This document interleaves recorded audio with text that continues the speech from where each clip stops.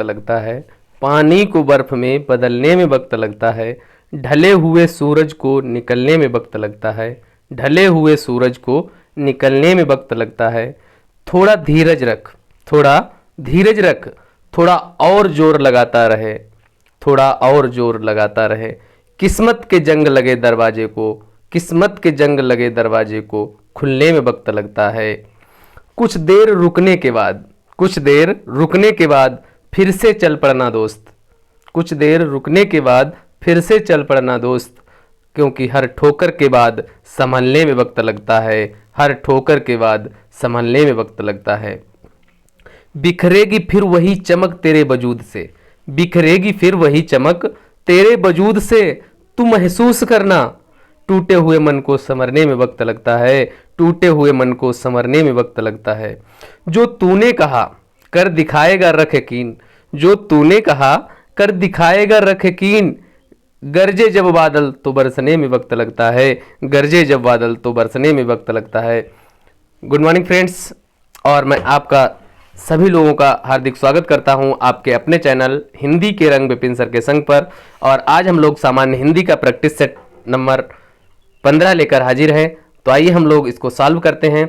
और आप लोग एक अपना लक्ष्य बना लीजिए कि डेली हमको इतना करना ही है, एक सेट या 2 सेट जितना लगाना है आप डेली पर डे लगाएं। हर सब्जेक्ट का अलग अलग शेड्यूल बना लीजिए, फिक्स कर लीजिए कि हमको आधा घंटा इस पे देना है, आधा घंटा इस सब्जेक्ट को देना है, उसके अकॉर्डिंग आप अपनी प्रिपरेशन करते रहिए। तो आइए इस प्रैक्टिस सेट को स्टार्ट करते हैं। पहला क्वेश्चन है आज का, ब्रजभाषा क्या कहलाती है? ब्रजभाषा क्या कहलाती है?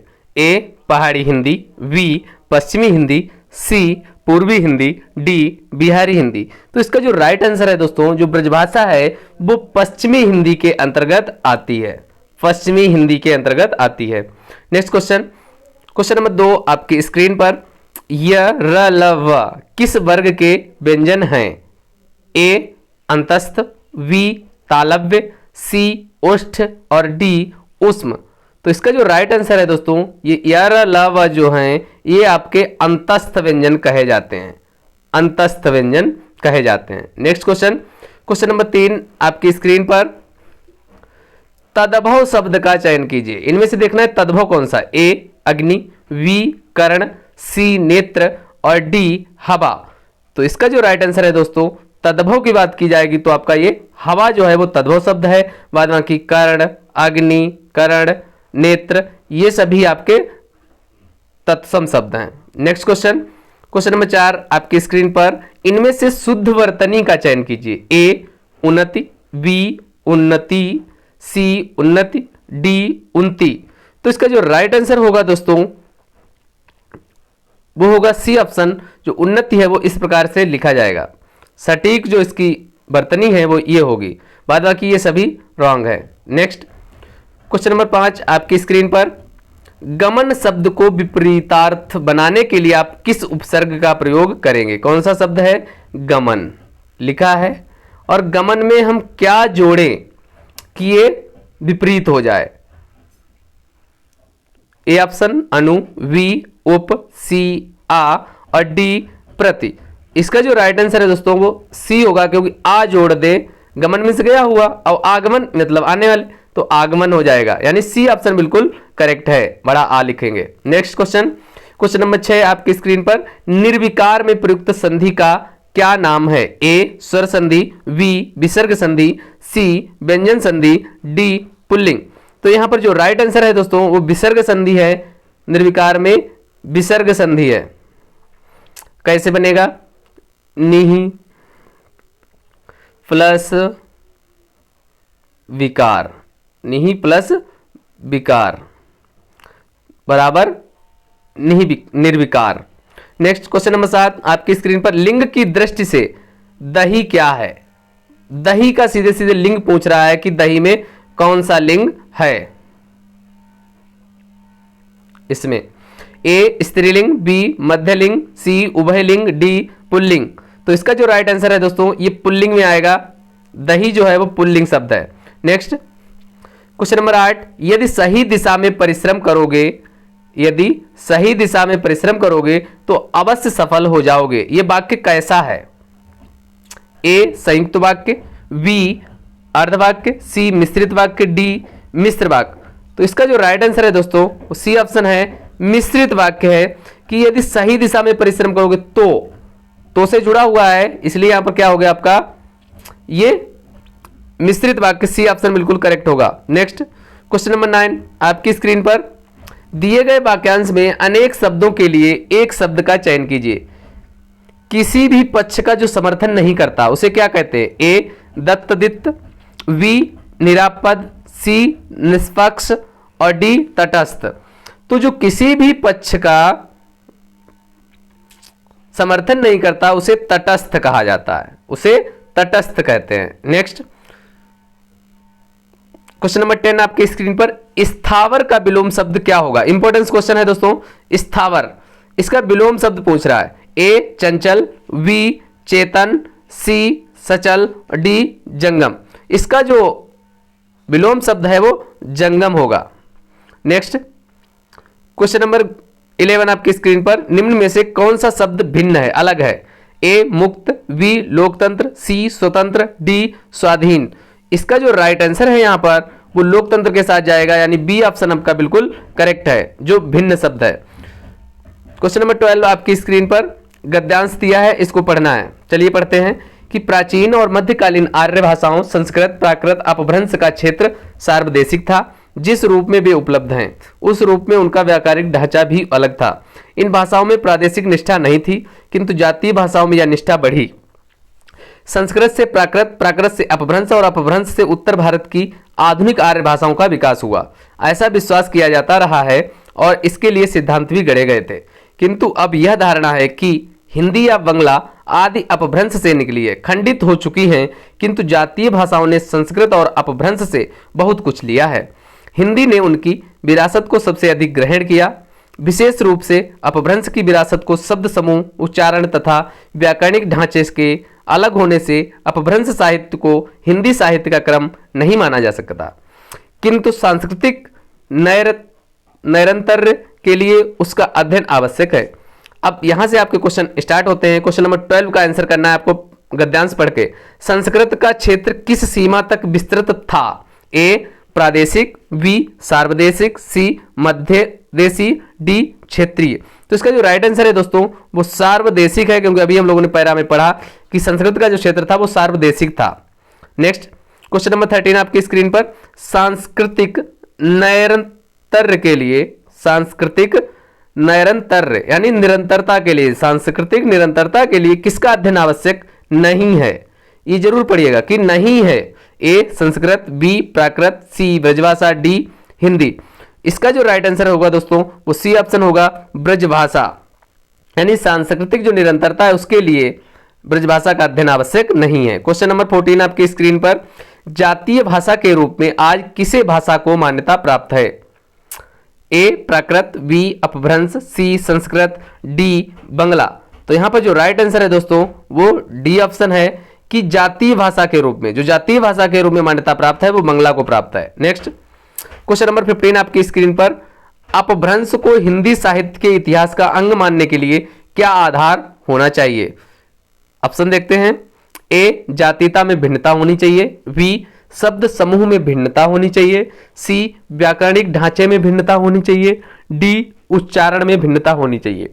तो इसका जो राइट आंसर है दोस्तों वो ए ऑप्शन है, जातीयता में भिन्नता होनी चाहिए। नेक्स्ट क्वेश्चन नंबर 16 आपकी स्क्रीन पर, संस्कृत से सीधा संबंध किस भाषा का? ए अपभ्रंश का, बी आधुनिक भारतीय भाषाओं का, सी प्राकृत, डी हिंदी।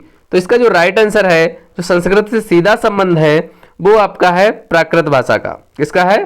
प्राकृत भाषा का। नेक्स्ट क्वेश्चन नंबर 17 आपकी स्क्रीन पर, क्रम में लगाना है। ये देखिए और छोटा करते हैं, थोड़ा पढ़ लेते हैं क्या दिया है। नीचे दिए गए वाक्यों को उचित क्रम में लगाइए। ए नंबर 1 है, प्रातः काल प्रकृति की शोभा निराली होती है, या हरी भरी घास पर ओस की बूंदें ऐसी प्रतीत होती हैं मानो सुंदर चमकीले मोती हों। रा पर्वत शिखर स्वर्ण रेखा से रचित प्रतीत होते हैं। ला सूर्य की सुनहरी किरणों के पड़ने से धरा से आकाश तक प्रत्येक वस्तु सुनहरी सी लगने लगती है। वह पेड़ों की चोटियों को छूती हुई सूर्य की किरणें अद्भुत शोभा प्रदान करती हैं। और नंबर 6 है, चारों ओर एक स्वर्णिम आभा, एक अलौकिक दृश्य दिखाई देता है। तो आइए लगाते हैं।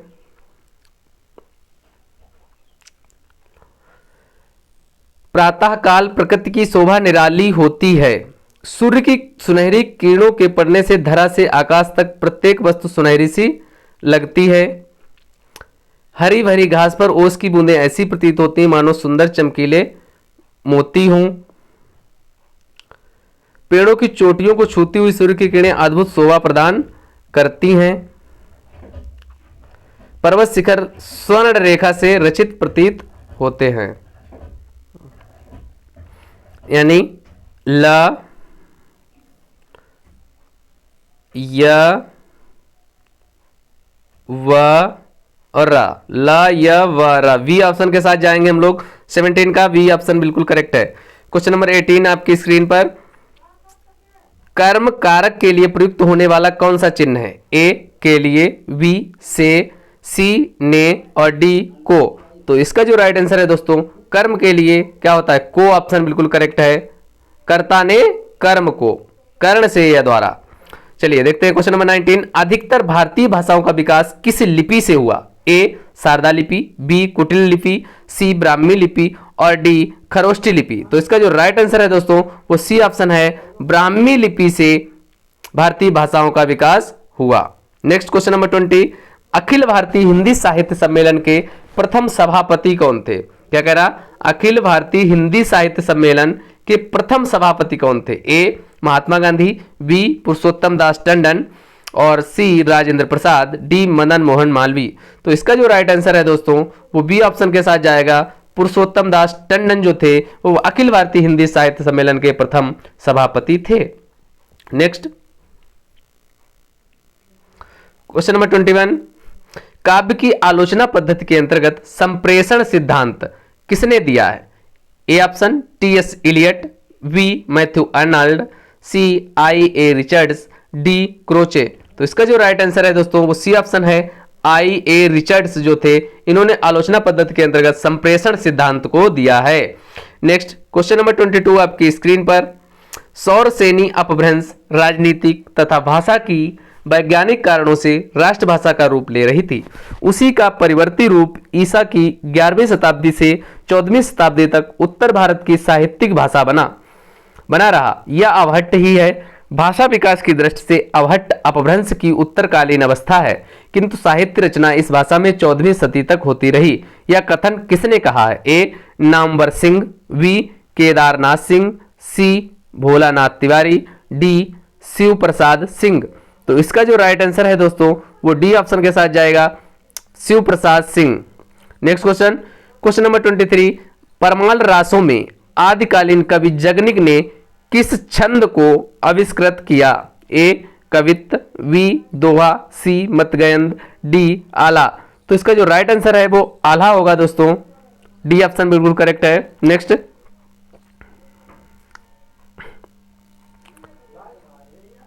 Question number 24। निम्नलिखित विकल्पों में से किस विकल्प में सभी शब्द व्यक्तिवाचक संज्ञा हैं? ए आम, साधना, ऊंचाई, बी राधेश्याम, पन्नालाल, हिमालय, सी गाय, मूर्खता, चालाकी, डी ममता, बैल, राधेश्याम। तो इसका जो राइट आंसर है वो बी ऑप्शन है, राधेश्याम, पन्नालाल और हिमालय ये सभी व्यक्तिवाचक संज्ञा के उदाहरण हैं। नेक्स्ट और लास्ट क्वेश्चन इस पेपर का है, अशुद्ध वर्तनी वाले शब्द को चुनना है। ए छिद्रान्वेषी, वी अंत सचेतना, सी निरनुनासिक, डी गंत्यर्थ। तो इसका जो राइट आंसर है दोस्तों जो अशुद्ध है वो छिद्रान्वेषी है, ये आपका अशुद्ध है। आज के वीडियो में इतना ही। अगर दोस्तों वीडियो पसंद आया है तो प्लीज लाइक करें, शेयर करें एंड सब्सक्राइब करें। और आप लोग अपने गोल सेट कर लीजिए और गोल के अकॉर्डिंग ही डेली का डेली प्रिपरेशन करें। Thanks for watching.